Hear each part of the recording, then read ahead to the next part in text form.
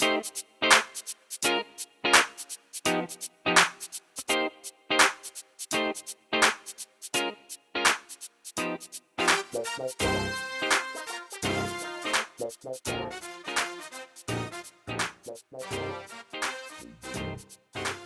thank you, Pastor Matherson, for taking some time to talk with us today. This is an opportunity for the members of the House of Lord to get a chance to get to know you a little bit better. Oftentimes when you, with the staff of the church that's working behind the scenes and just functioning, as an extension of Bishop Johnson, a lot of times people don't get a chance to meet you or to interact with you or even get a chance to really know you. So this is an opportunity for those that don't know you to get to know you some, and those that do to know you, get to know you a little bit better. So let's start off by talking about, let us know, where you were born and how did you end up at the house of the Lord? Well, Pastor Darren, thank you for the opportunity to share some of my story with the members of the church. I was born in Brooklyn, New York. At age 5, my parents moved back to North Carolina, so I'm raised in North Carolina, but my birth was actually in Brooklyn, New York. How I ended up at the house of the Lord was actually through some members of the house of the Lord. I used to work with 2 members when I was at General Tire. One was Brother Art Lee, the other one was Brother Robin Harris. And Brother Art connected me with Bishop Johnson, who was Pastor Joy at that time, because we both played racquetball. Came to find out very quickly he was much better than I, so I stopped playing with him. But that's how we got to know each other, and we would just talk and just relate to one another. It was a while before I actually joined the church. My wife actually went to service at the church on Brown Street before I ever did. My first time at the church was when we were actually on Diagonal Road. She went to Brown Street. She went to the J.C. Penney building. So that's how I ended up at the house of the Lord, because at that time I wasn't attending anywhere at all. Okay, awesome. So now that you're, let's fast forward, you're at the house of the Lord, and now that you're, a member there, how did you end up on staff? How do you serve on staff at the house of the Lord? And then also, what is your motivation behind it? How I got to be on staff at the house of the Lord was a transition. A lot of the rubber companies, at that time I was working for General Tire, in particular the international company. They were transitioning to other locations. There were buyouts taking place. The world famous one was the Goodyear effort that did not take place, but that was one. But we were bought out by a German company. After a while, as things progressed, they decided to move the R&D out of Akron to Charlotte, which was intriguing to me because I'm from Greensboro, North Carolina, which is about 90 minutes away. And I went, that might work. But things didn't work out down there for so many of my friends that were there, and I didn't think that was going to be a good move. At that particular time, my ministry at the church started out with maintenance. I used to work with Roy, very extensively. So he and I are very good friends, and I got to know him way early in my time at the church. And one day, I guess a conversation ensued with Bishop and some other folks. He called me into his office and asked me if I would be interested in working with spiritual gift teaching. Oh, I said, okay. Yeah. Let me learn a little bit more about it. I'd be happy to, but then if I would be willing to do some things like that. So I started out maintenance. I started out then with spiritual gifts, and then that became a part of the Christian education. So that's really how I got to the church and got into the fabric of the church, and went through a couple of discipleship iterations with different people.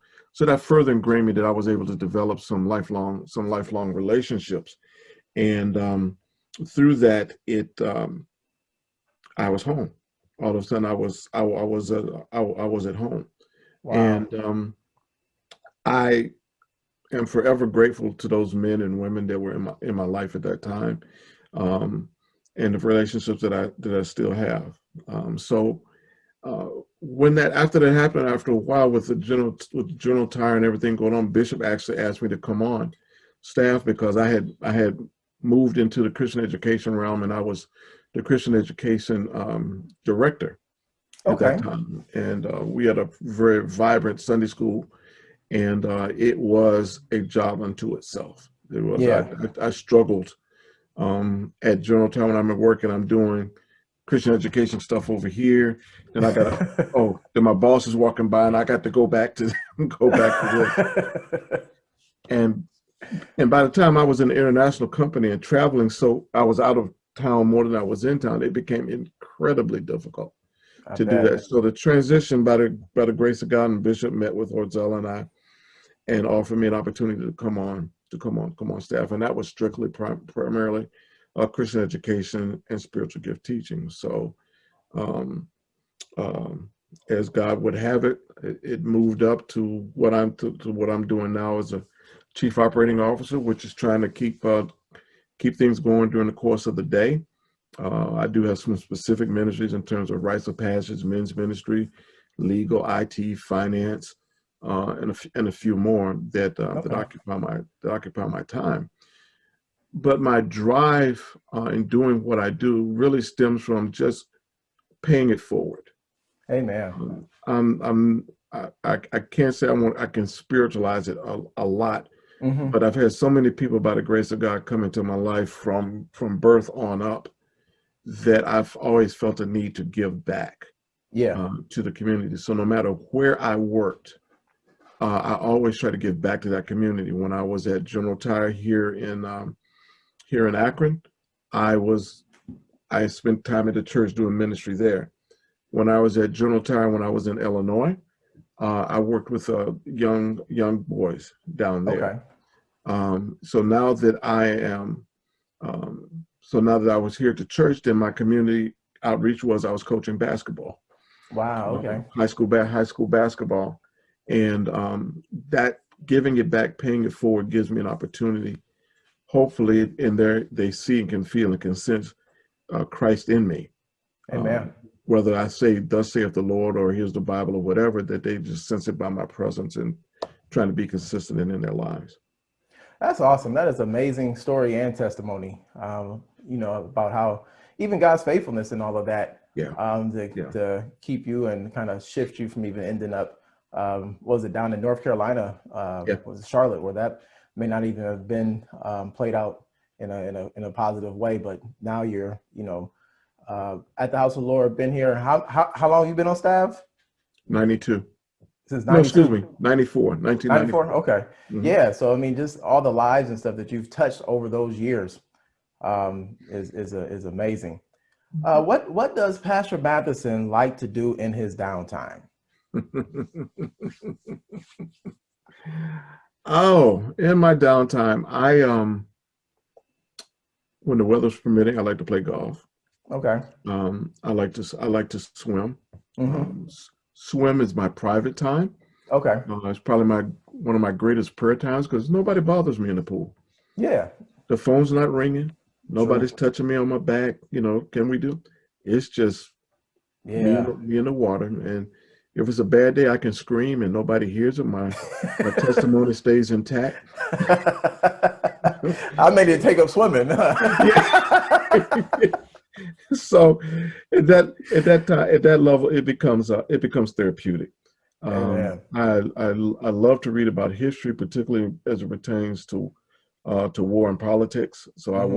watch a lot of movies along that line.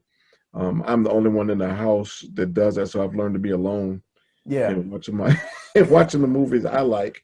But I'm big on history because I believe history does repeat itself.